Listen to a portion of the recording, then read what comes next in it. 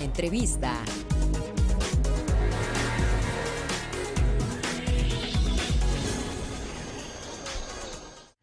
Pues para analizar estos hechos de las últimas 24 horas, agradezco muchísimo la comunicación a David Fuentes, quien es periodista especializado en seguridad y quien publica en El Universal. Bienvenido, David. Colega, gracias por la entrevista. Luisa, muy amable, gracias a ti, un saludo a ti y a todos los que escuchas. Al contrario, pues ya tenemos algunos de los datos, digamos, generales, ¿no? Hay un policía bastante grave, hay 3 que al parecer ya no están en riesgo, 14 detenidos, 6 de ellos de Sinaloa, estampas del Chapo Guzmán y de un ratón, ¿no? Pues apodo que tiene Ovidio. Entonces todo indicaría, digamos, que son miembros de los Chapitos o de este gran cártel y sus derivaciones.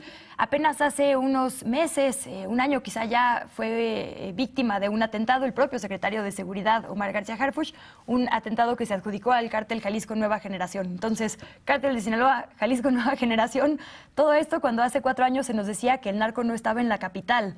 Entonces, ¿qué sentir, sobre todo con este armamento que la verdad no es cualquier cosa, ¿no, David? Así es, hay que recordar en primera instancia que si bien esta administración terminó por aceptar que efectivamente habían integrantes de la delincuencia organizada en toda la metrópoli, incluso aquí en la propia Ciudad de México, este fue un gran acierto. El otro acierto que está haciendo esta administración es precisamente hacerle frente a estas pequeñas células. Estamos hablando que han logrado desmantelar al cártel de Tláhuac, a los Rodolfos en Xochimilco y pues siguen dando golpes importantes a la Unión de Tepito. El problema, Luisa, es que a la par que se están combatiendo estos grupos, las organizaciones preponderantes siguen interesados en ingresar a la Ciudad de México por obviamente la conexión tan importante que tiene con el Estado de México, con Morelos, con Puebla, con Querétaro, con todos estos lugares cercanos. Y un punto importante precisamente para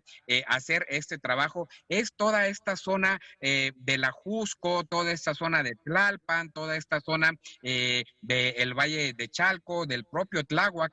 ¿Esto por qué? Porque son los lugares porosos, por llamarlo de alguna manera, que tiene la Ciudad de México. Estamos hablando, para que te des una idea, Luisa, que hace unos instantes hicimos un recorrido desde Tres Marías, que es ya Morelos, y dimos un recorrido importante por caminos de terracería, atravesamos gran parte de la Jusco, y este camino termina justamente a la altura del Pico del Águila, en la zona de la Jusco.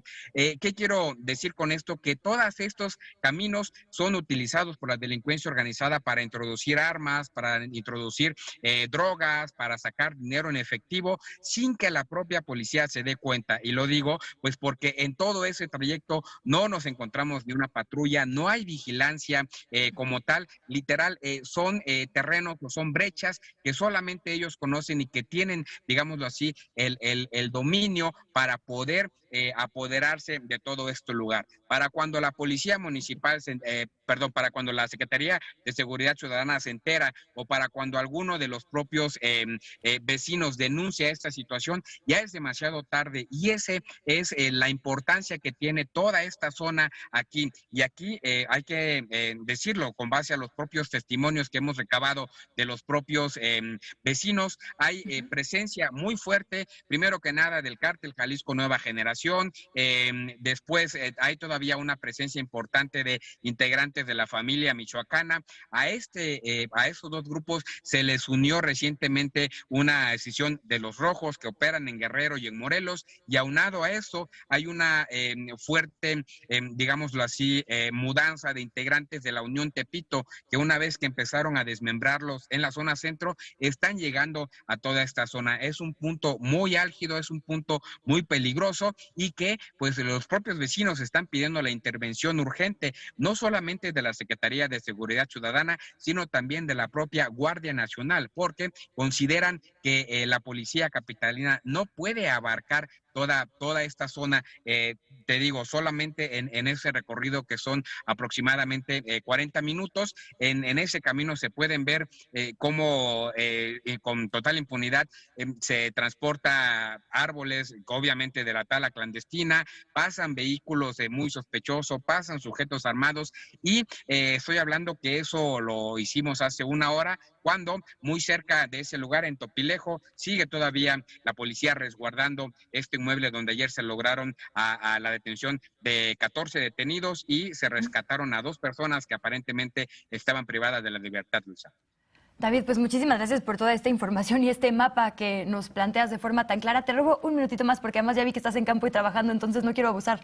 Solo para preguntarte por, digamos, las diferencias entre la relación con la autoridad que tienen, como dices, estas células que tenían tiempo operando y estos grandes grupos, por también ponerles un nombre, porque parece ser que los operativos contra, por ejemplo, la Unión Tepito y demás se hacen de noche, con sigilo, con mucha inteligencia, y lo que hemos visto en estos choques con el cártel Jalisco Nueva Generación y aparentemente estos miembros del Sinaloa es que más bien es, ¿no?, a plena luz del día, sin importar. Entiendo que ahora abrieron fuego ellos primero, ¿no? Entonces, claramente hay un trato o un desafío distinto.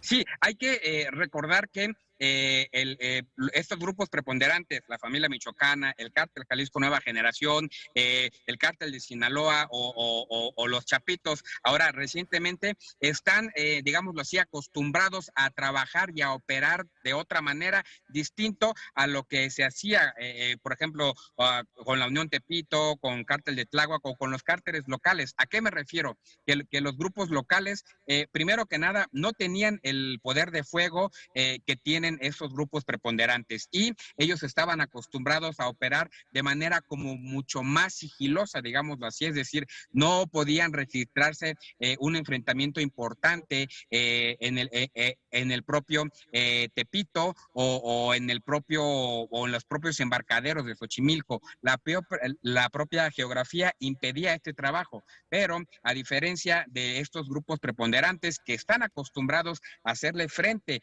a la Marina, hacerle frente al ejército, pues obviamente cuando ven a este grupo de elementos de la Secretaría de Seguridad Ciudadana, ellos no tienen este temor, no tienen este respeto, por llamarlo de alguna manera, hacia las instituciones, y es cuando se complica, y esa justamente, Luisa, es la gravedad de que estos grupos ingresen aquí a la capital del país. Estamos hablando de que si mañana pasado encuentran una casa de seguridad, por ejemplo, en la Colonia del Valle, en la Colonia Condesa, en la Colonia Roma, en Santa Fe, en uno de los lugares importantes de la capital del país, no van a tener el menor pudor en hacerles frente a la policía. Y esa es la gravedad y por eso la urgencia de que se logren detectar estos grupos antes de que crezcan más, Luisa. Pues que así sea. Muchísimas gracias, David Fuentes, por toda esta información. Te leemos en el Universal y si nos permites, mantenemos el contacto. Un abrazo. Gracias, hasta luego. Hasta luego. Pues vamos a hacer un giro a la información porque otro tema también relevante en la agenda de este martes es lo